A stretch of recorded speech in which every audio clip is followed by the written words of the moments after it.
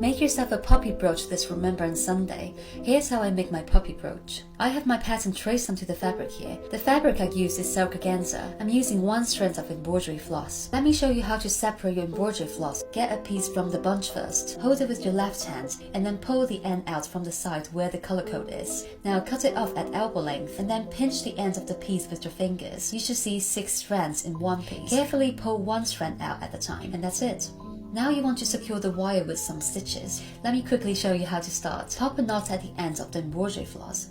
Bring the needle down from the top of the fabric. And then you want to make 2 tiny stitches to secure the thread.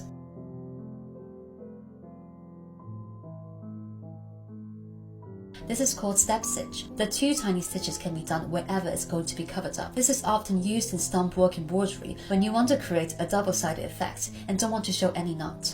And then you can trim the knot off and the thread will be secured. So now let's start with our first petal. Do a few stitches first to secure the wire and then evenly cover the whole wire up. This technique is called trailing. One thing to keep in mind when trailing is you always want to insert your needle in a certain angle to make sure you have the smallest stitch. And the embroidery floss is neatly wrapped around the whole wire. This is what it looks like after trailing. Now, let's decorate the petal with beads and sequins. This step you could choose to use either a regular embroidery needle or a timber hook. If you're using an embroidery needle, this is how you stitch sequins on.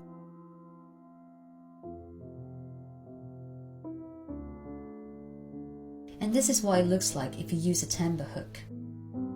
You can see the effect is slightly different, and using the timber hook makes it slightly quicker. Which one do you like better? Let me know in the comments. And then add on some burgundy red bugle beads. You could use both a needle or a timber hook for this. Here's another sample when you cover the petals first with embroidery floss. It looks super nice too, but it's a lot more time consuming. After all the petals are done, carefully cut the petals off with a pair of sharp embroidery scissors. If you want your petals to be more secure, apply some Yoo-hoo glue on the edge ever so slightly. And then you can gently bend the petals to make them more lively. Let's go on to the assembly part. You want to cut off a circle from a piece of black felt. The circle here is about 3.3 centimeters, but it doesn't have to be exactly the same. And then you can either stitch a pattern straight onto the felt, or you can stitch it onto any non-stretch fabric like this. Simply do a lined and running stitch very closely to the edge. Now it's time to assemble the petals. My personal favorite part. Stitch the bottom of the first petal onto the felt. Using 1 strand of embroidery floss, go through a few times to make sure it's secure. And then I do the opposite side of the petals, and then the rest of the petals. The next thing to do is to create the statement.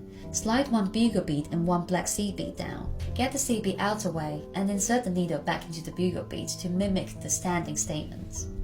And then you repeat the process to cover up the whole black area. And finally, we're on the brooch making part. We're almost there, guys. If you're using a base fabric here, carefully take embroidery off the hoop and cut off the flower along the edge of the black felt. Now we want to back the brooch. Get a piece of faux leather and then cut off exactly the same shape and size as the felt. Place a pin in the middle and use a pencil to mark the position with 4 dots. Then connect 2 dots to draw 2 vertical lines.